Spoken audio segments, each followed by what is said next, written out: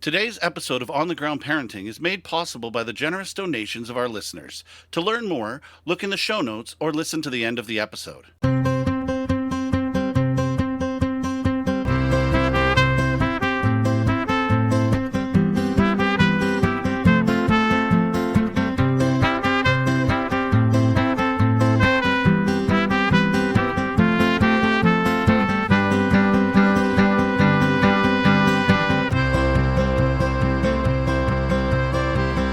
Welcome to On the Ground Parenting.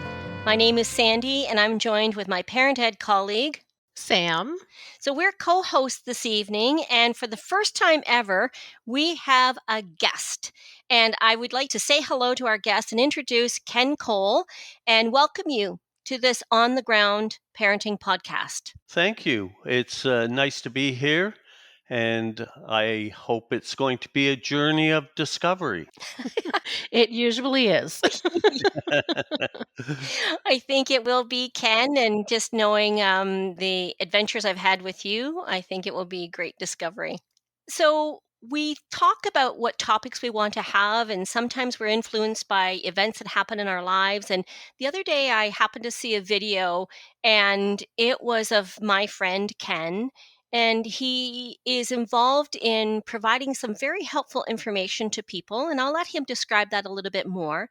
But before that, I've known Ken in the community for quite a few years, and I'm going to let Ken just describe a little bit about what he's been up to, all the ways he's been involved in the community, and what he's doing right now. So, yeah, it's important to be involved in our communities, and I take a lot of joy out of that.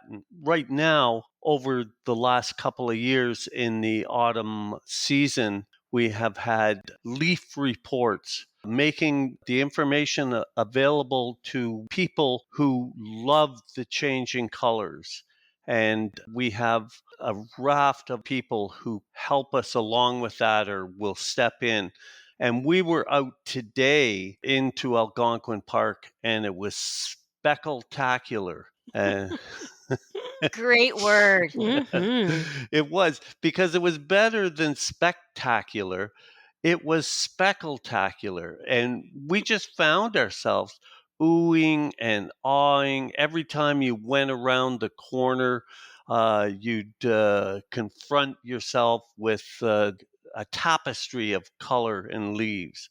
It was quite something. So that's what we're doing in the autumn season. And I do the report, and yeah, we have a lot of fun. We certainly had a really great time today in the morning. And Ken, what's your name when you're in that role? Leaf Man.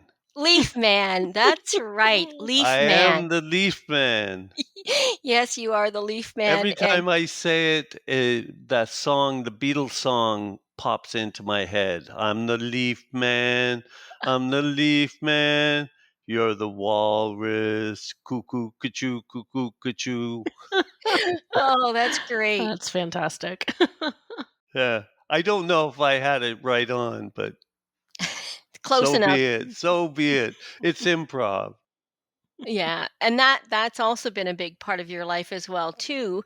But I want to get into the reason why we wanted to invite you and connected with the whole Leaf Report, the Leaf Man, because you talked about the transitions. And in that split second, when I heard you talking about the transitions that we notice outside in autumn, my mind went to, yeah, it's a word that applies to a lot of different things in life. And we often will talk about how our children are transitioning and the emphasis of how can we support our children to transition. With toddlers, it's tough. So what can we do to support them? And then we talk about the transitions as we mature. And my mind then went to, and as a parent, wow, did I ever have to transition an awful lot as my children were growing? So, Ken, years ago, you used to come into the playgroup in the Centennial Center upstairs in Huntsville with your children. And your children are a lot older now. So, what transitions have you witnessed in your life as a parent? Well, they're huge, and it was always so special for us to have that drop-in center to go to. I was operating in a relatively new role as a stay-at-home dad at that point in time. It was great for me to do that role with my son because I get that connection, and my daughter, Sophia. We'd find ourselves there having a great time. You had a lot of knowledge about how you should approach coming into that environment with your kids. Yeah, I think I even used to read Dr. Seuss to the kids, which I loved. So it was a symbiotic relationship. I got to spend time with my son. I got to read to the kids and be a kid again. It was just very special. So, being a stay at home dad that many years ago, not that any one of us is old or anything, but it was not typical, I would say. And it still isn't necessarily typical, but I think we have more shift work or different work environments where we may see more opportunities when dads are caregivers or primary caregivers. But for you, that was relatively unfamiliar territory, I would say. Yeah, it's difficult because really the child wants to be with the mother. And it wasn't just a natural progression of, okay, I'm with dad today. I mean, there was a lot of emotion going on when Catherine was leaving the front door to go to work in the morning.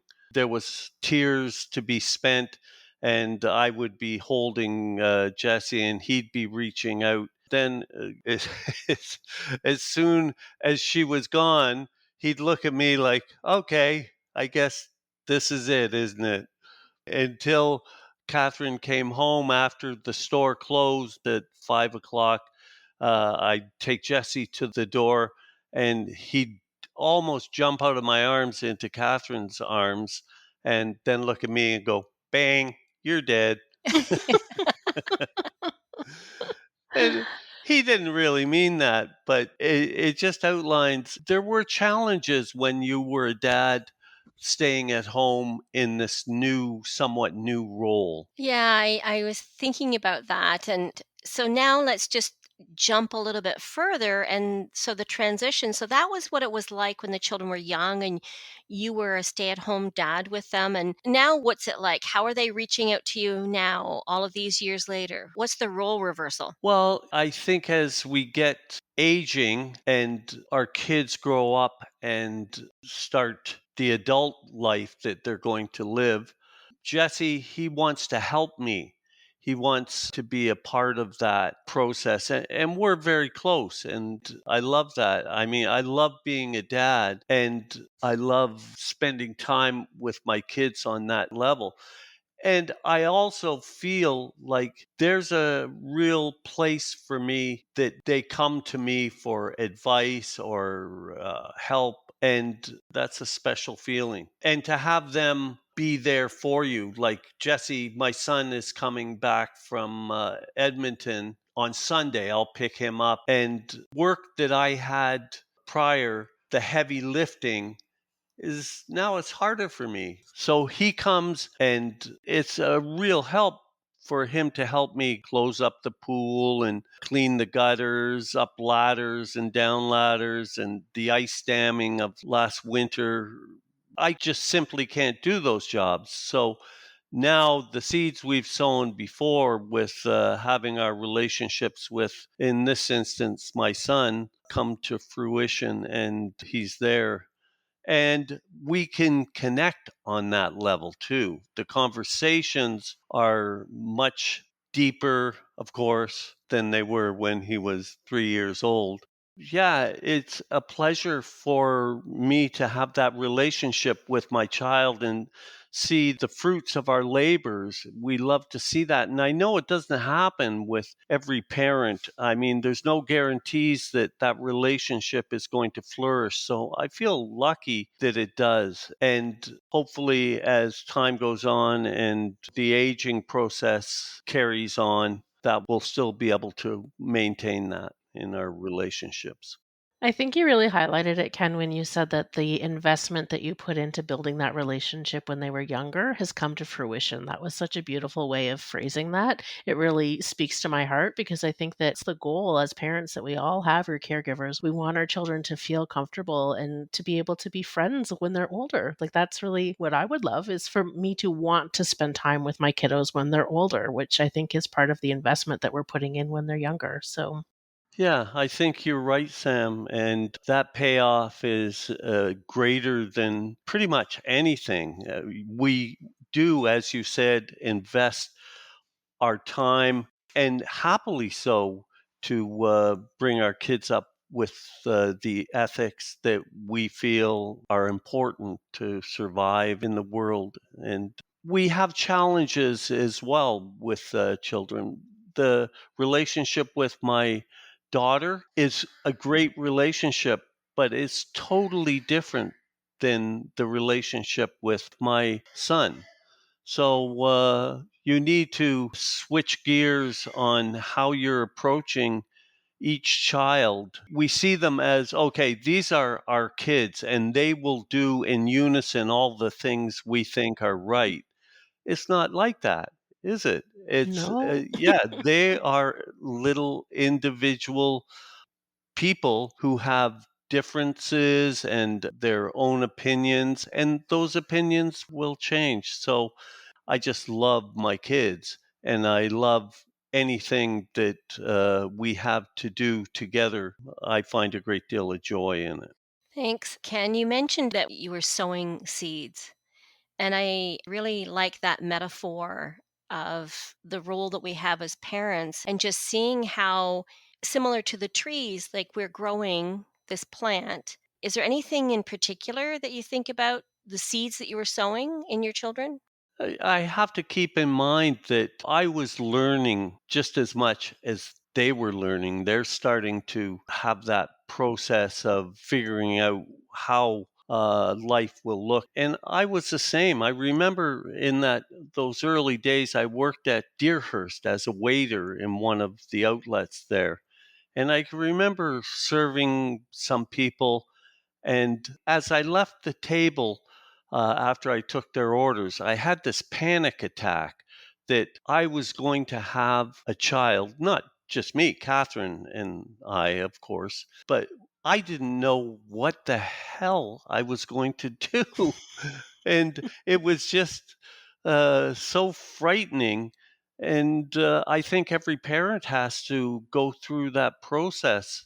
Or if you're looking for a deep connection, every parent has to take a leap of faith, and you're going to have to give up quite a bit to get to where you want to be with your kids. And in reference, Sandy, to the leaves, that's the end of a cycle, and they drop and the acorns drop, and it's a changing environment that happens to us every year that's an integral part of how we are in this world.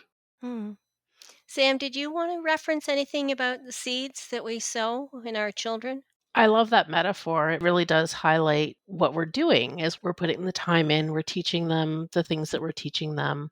And I think that watching them grow and change is just such a delight. And we have this one memory that is a core memory in our family of my youngest son's kindergarten graduation photo, which is the scowliest photo that you ever have seen. I should send it to Jess and James, our producers, and see if they could use it in a promo for this show, because now he'll get his photo taken at school and he doesn't usually smile or anything, but it's not the same level of complete disgruntled snarl. And the best part about it was how excited his kindergarten teacher was that he acquiesced to even having his photo taken at school, because it was literally the first time that that had happened. So now he can do it quite willingly. For me, thinking about sowing seeds, I think about even the fact that I really didn't even like kids. I'm sorry to say that out loud, before I had my own children. Well, I liked my nieces and nephews, but I was not the babysitting type.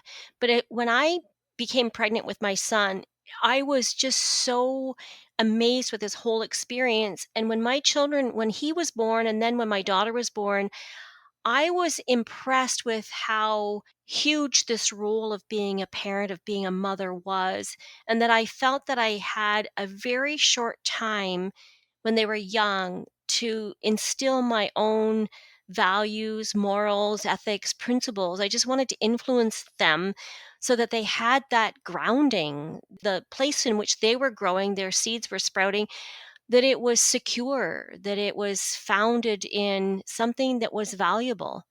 So that's what was relevant for me. Yeah, our jobs in life change dramatically as things happen. I came late to parenting relatively. I always was the favorite uncle of my siblings' children because I traveled a lot and I spent a lot of time in other cultures. Catherine and I met and we were married quickly and we both wanted kids.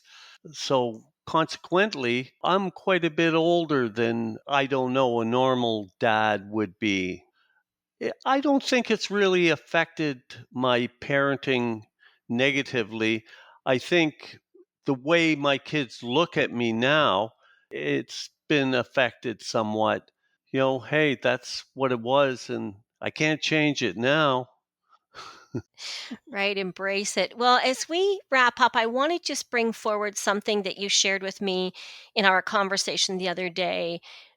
You were definitely referencing your role as leaf man and providing a leaf report. And you were saying to me, you can't wait. You have to look now. They will bloom and be gone. And I'm wondering how you would use that statement, those statements to reflect on your your role of dad, being a parent. Well, yeah, it's well put, Sandy. They will bloom and they will be gone. And the time frames are different, but there's certainly are some similarities. They just grow up so fast. I can remember I used to carry my kids on my shoulders and hold their hand walking across the road. I think I wonder when the last time I'll be able to lift my child up and put them on my shoulder and walk down the street. It happens in the blink of an eye, almost like those leaves falling down. Before we know it, the barren trees are looking at us right in the face. And before we know it, our kids have grown up and on their way to their own successful lives and families as well. The other thing I find is I really, at this point, am craving a grandchild. And my brother, who started earlier than me, has got 3 grandkids now, and he's 5 years younger than me.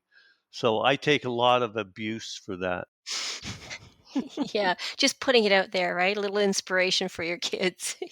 Yeah, I try not to push it too hard because that's just not fair. But boy, I will be happy when grandchild comes if it comes. Mm-hmm. And Sam, do you want to have any reflections on that statement about have to look now, they will bloom and be gone? And It's so true. And I have previously created a blog post about that very thing because when you're having experiences with your children and as they're getting older, you never know when the last time you're going to do something with them is the last time you're going to do something with them. So I remember people who know me well know that there was a lot of co sleeping going on in my life. And my youngest was quite old by the time he stopped wandering in at night to have a snuggle. And I honestly, I don't remember when the last time was. And that's a little bit heartbreaking that I didn't know to take more note of that. Not that he doesn't occasionally still want a hug or anything, but it's just not the same level of need, which is perfect. That's as it should be. But I think it's important to acknowledge and maybe even grieve those moments a little bit as a parent because we do treasure our time with our children and you want them to grow up, but then when you realize how quickly it's going, sometimes you'd like to just pump the brakes just a smidge. Yeah, where did it go? It happened so fast. Mhm. But I find myself thinking, how did I miss this bit or that bit? Life gets busy and we do miss some things, but I think generally a parent, if they're keeping their eyes on the prize, get most of it. as Mhm. time goes on. Hmm. And those stories that we tell later on as they grow into adults, they're a foundation for our relationship with our kids.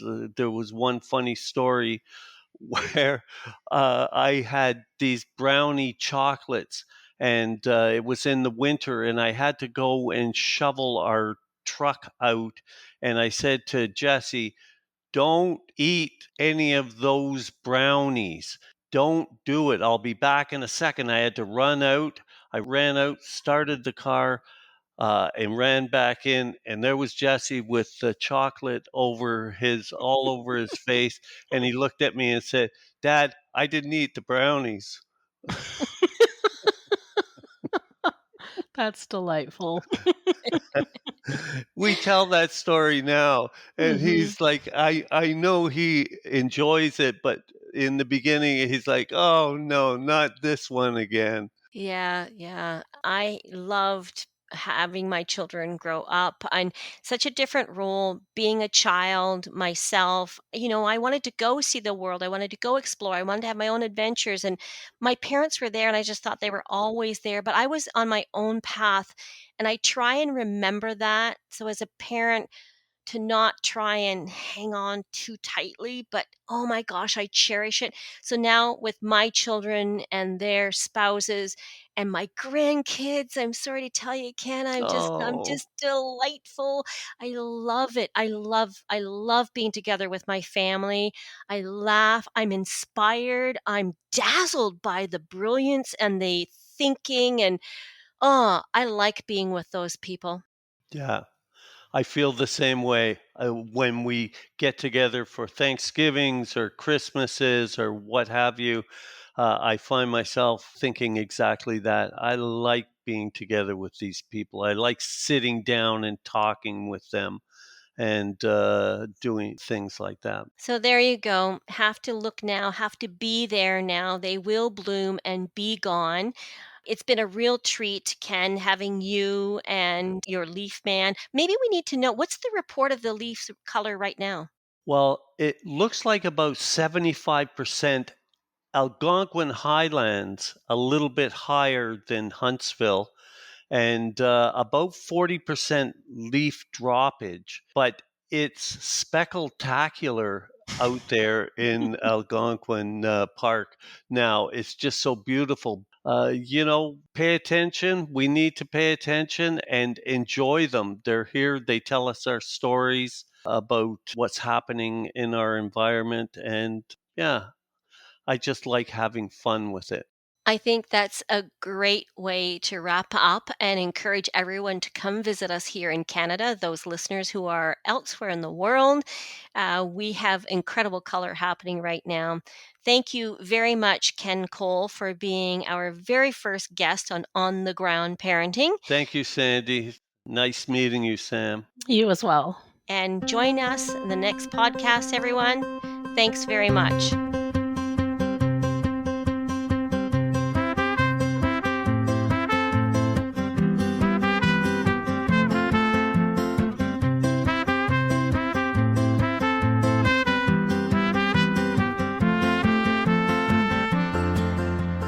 On the Ground Parenting is a production of Muskoka Family Focused Parent Education Program. If you enjoyed this episode and want to sponsor or support the show, or even ask a question of our hosts, visit the Central Hub at linktr.ee/On the Ground Parenting. On the Ground Parenting is produced, engineered, and published by Red Juice Studio. To learn more, visit redjuicestudio.com/nonprofits. Thank you for listening, and we'll see you next Wednesday on the Ground Parenting.